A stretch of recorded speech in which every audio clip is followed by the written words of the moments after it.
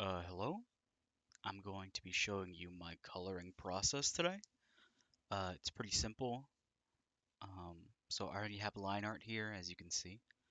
I have my sketch layer, which is kind of nothing. I don't need it anymore, and my line art layer. So when you're doing digital coloring, it's always important, very important, to not color on your line art layer, very obviously. So what I usually do is I lock the layer at this stage. And locking the layer means I can't even access it at all unless I unlock it. See, I can do this now, but with the layer locked, I can't touch it. So I have drawn this character a couple times, so I have a color picker over here. I'm going to be using these colors. What I do is kind of lazy. I will use the paint bucket tool and just kind of fill in as much as I possibly can with that. But because it's a paint bucket tool, it's not exactly precise. So when I get rid of the line art layer, you can see there's still little like remnants of where the line art is. You can't get in between like all those like crevices. So what I'll do after that is I'll just use my pen tool, and I'll enlarge it a bit, pen, marker, whatever, and I'll just, scribble in a bit here, just to make sure I really get everything. Um, and this is pretty effective, I think. I don't have any issues with this thing. It's a little annoying to have to do this, but it it speaks to the quality at the end. So there's that. And I'll make her. Oh, that's the layer. I'm gonna call this layer the skin layer. Okay. I usually do skin on top.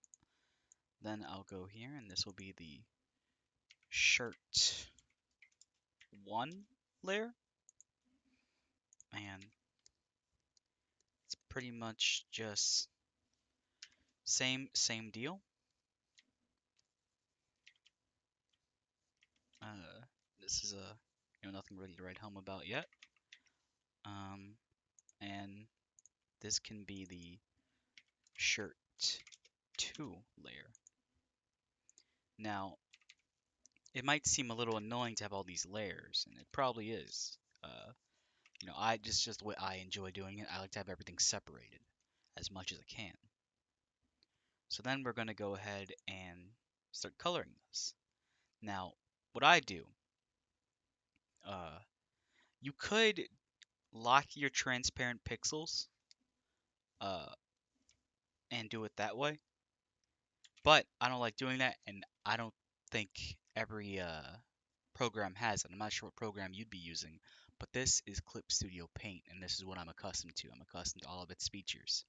So what I do is I hold Control and I click this layer. What that does is it selects all of the all the things on this layer. So what I colored the skin, it's only selecting the skin. So for instance, this lime green will only go on the skin. It won't go outside of that layer or touch anything below it. If I get rid of these, you can see it's just doing the skin. Okay? So what I do, right? I've selected it. Now I'll put a layer on top of it, a new layer. And what I'll usually do from that point is I do this by the way. So if I like do this and I don't like it, I can erase it with no problems. If I were to do it here, like, oh, I don't like that, let me erase it, it's erasing the skin. So you don't want that. So I'm going to go ahead and start coloring with a brush tool, very soft brush. Mine is a Japanese brush. I can link that to you if you'd like. Um, and I'm just very, softly coloring it in here. Now, when coloring, usually you want to try to avoid, especially for the face, I think the face, you want to try to avoid using soft edges because the face has a lot of like, you know, uh, when you look at a face, it's not so blended together. There's because the face has like different sections and different parts of it. It's hard. I'm not explaining this very well, but You don't want a soft blend. And this is just step one, so it's okay. And that's step one, right? Then I'd make another layer on top of that. I know it's a lot of layers. And then that'll be for the actual, like, for real cell shading part. The bottom part was just to, like, give the face some texture, so it's not boring looking. But this is usually what I do. Um, and then you can add little touches if you'd like. Like here, I'll do this so it looks like she has kind of a formed ear. I'm just a bit lazy when it comes to that. Uh, then I'll fill this in. And then you add like little quirks. So I think she'd be blushing here. So I'll go ahead and add in, some like very soft little blush effect, red blush. Like she's embarrassed or something. I don't know. It's happened. Also, very important, if you can try to have it, make sure the lips are just slightly off color from uh from the skin, because I know I did it here, and here I think it looks bad, but the skin shouldn't be the same color as the lips, or the lips shouldn't be the same color as the skin, because it looks a little off. I think it makes it look a little bad. But with that, I think it adds a nice touch to it. Um, and let me explain why I've chosen these colors specifically. So let me get rid of that outline thing. This is her base color right here. Okay? And what I've chosen is this for the shading. And I've chosen this. What I've done is a lot of people make this mistake, beginner artists. For shading, they'll just go down and they'll just make a darker version of their base color, which I think is a bad idea. I think when you are shading, when you're picking the skin tone to be shaded or anything really, you want to go ahead and just go side, make it more saturated but more darker as well. So you'll get something like this. But you don't want to make it too dark. That's the thing. So yeah, you just stick with that. Depending on what you can do it that way, or you can do it in a cooler color way. But I'm not as good with cool colors as I am with warm colors, so I tend to stick towards warm colors more. Um, so I go over with a soft brush, and then I do my cell shading on top of it. This is gonna be a little messy because I am trying to get this done quickly. But that's pretty much it for the skin. And I'm feeling a little brave, so I'll combine all the layers. And I think it's okay. What you also can do is I'll use white. Some people don't like to use white. You could also use just like a slightly fleshy colored white. And what you can do is give like a little like shimmers on her skin to make it look a little sheeny kind of thing. Hope I'm saying this right. So same deal pretty much with every other thing except for clothing.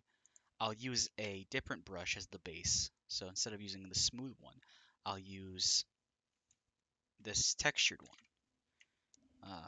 So I'll take it and I'll go a little, like, this is textured, right?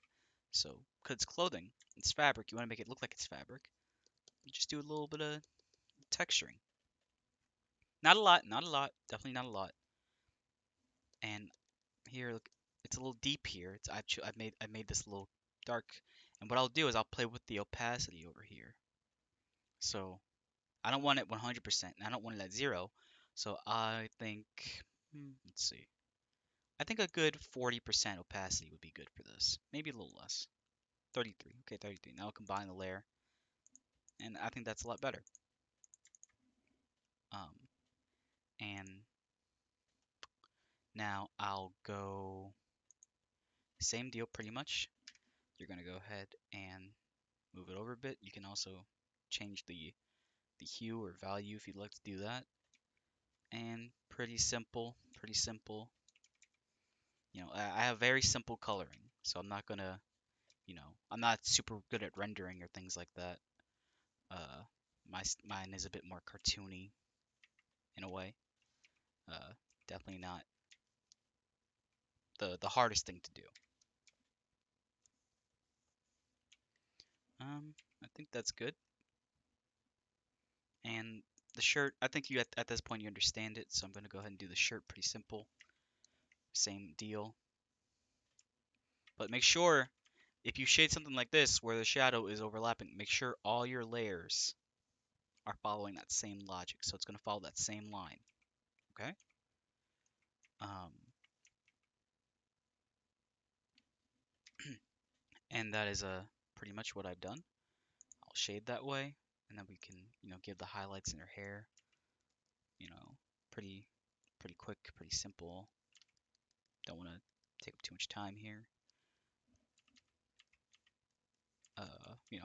Little strands, little popping out strands. But sometimes I'll do this. I'll unlock this layer and I'll set transparent pixels on, which means that I just can't go outside of that, and I'll just kind of gently, just to give her hair some more redness to her. I think that looks nice. And that's pretty much how I color. Oh, this is it. Usually it's a little sloppy because I did kind of just sketch this out just now, but this is pretty much it. I hope it helped.